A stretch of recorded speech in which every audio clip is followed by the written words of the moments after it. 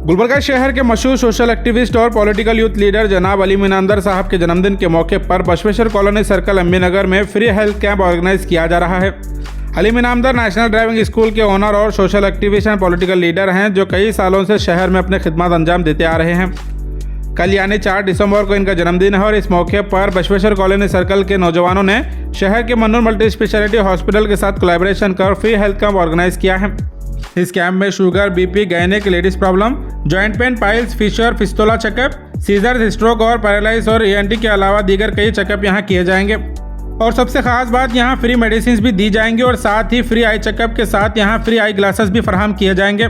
Doctor Farooq Mannur ने इस health camp की डिटेल बताई है, वीडियो एंड तक जरूर देखें। अस्सलाम वालेकुम वरहमतुल्लाहि वबरकातुहू। मैं डॉक्टर फारूक मन्नूर, यही दिसंबर 4 को एमबी नगर क्रॉस पे सुबह 10 बजे से लेकर शाम 5 बजे तक इंशाल्लाह फ्री हेल्थ कैंप रहेगा।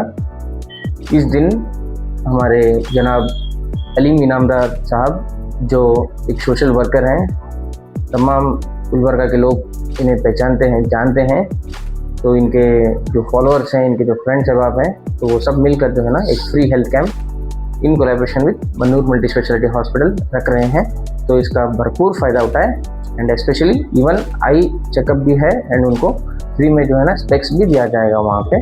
तो इंशाल्लाह तमाम लोगों का जो है ना वहाँ पे इंतज़ार रहेगा। Thank you.